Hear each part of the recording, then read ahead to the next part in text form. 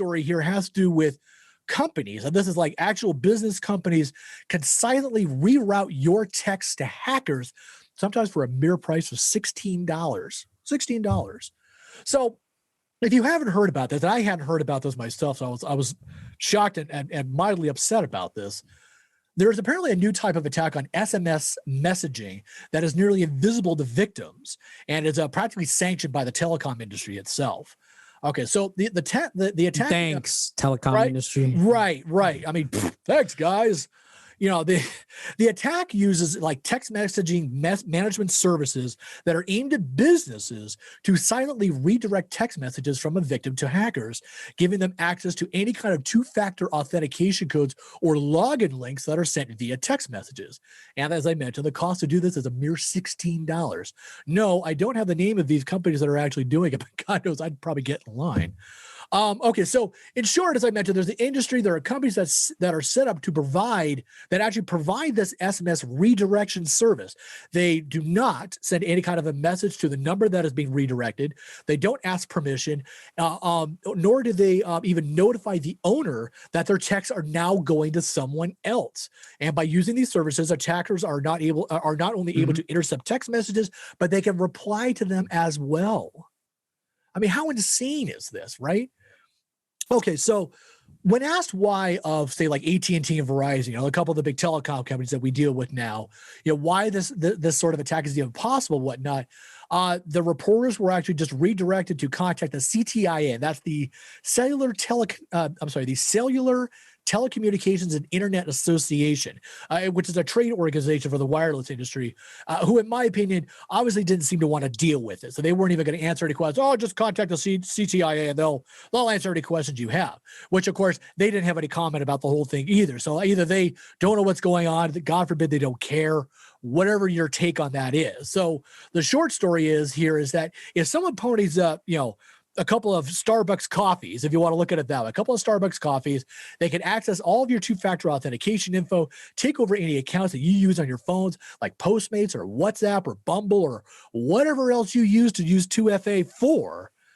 So at this point, what you're going to want to do, if you're not already doing this, is to use a third-party authenticator like Google Authenticator or Authy.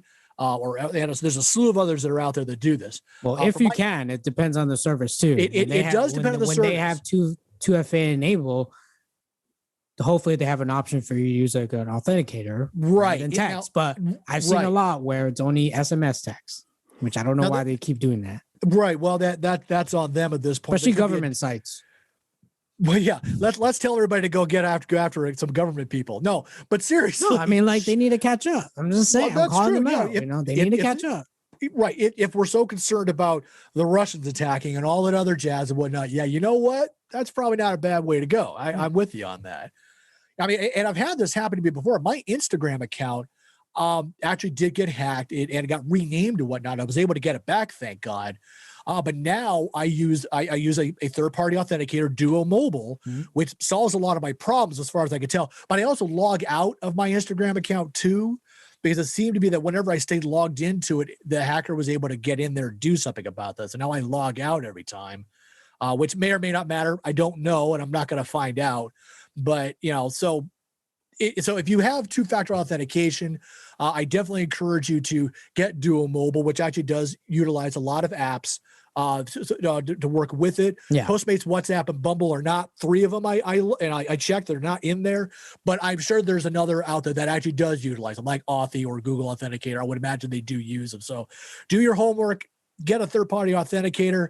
I'm down with 2FA, but if it's going to be that insecure, man, it's not worth it. It's not worth it. And services that still use SMS as a 2FA authenticating system or method, please stop. Yeah. Like Steam. I'm going to look at Steam on this one. As far as I know, they're still using. I'm going to look at banks. Yeah, banks. There you go. Yeah. So it's like the most important. Knock it off. The most important sites or services that are important to people, and they still use these kind of dumb techniques, right? Like, no. The idea is that if it's not broken, don't fix it. And I would imagine that's what the process works. It's not secure at this point, but it works, and that's why they're not going to fix it. And it's broken. Well, it's broken. Arguably it is. It's flawed. Actually, be a better word. It's not broken. It's flawed. Yeah. But it still works. So there's no reason to change it. There's no incentive to do so. There's no money or profit in it. No, however you want to put it. So it's laziness. It's lack of profitability. But but that's just it, because there's going to be a cost associated with it. The question is it expensive enough for the businesses in question to switch over to a third-party authenticator or allow one to work? Yeah. Well, you know what? You know who's going to get screwed?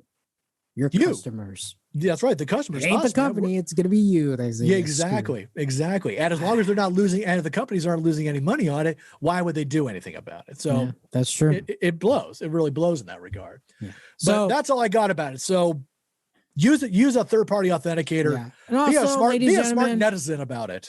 Just move away from SMS. Yeah. Start using Signal. I use Duo Mobile. It's got a bunch of apps on there that you can. No, I mean move away from SMS messaging at all costs. Completely. Oh, okay. Use Signal. What's that? It's a messaging app.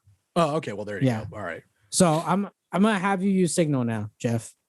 Okay. Yeah. Dad, fine. Whatever. I don't want to send SMS to you. The only reason I have to because you're on an Android phone. God, jeez. Well, excuse me. Hey, it's not my fault. It's not my fault. You guys don't have secure RCS enabled. Look, man, I'm using some other messaging app for it. I'm not even using the default one that my Android came with. I'm using like Message Plus or some crap like that. Yeah, but still SMS. Yeah, but I'm not having important conversations or anything like that with other people for the most part, you included. But it's screw you, buddy. Quit stop. But it's still good to use a messaging services that encrypts your messages. That's not a bad idea. Yeah. And if it's Signal, it's called Signal, like you set up like a Flare signal. Okay, well, I will look into it. I will look into that.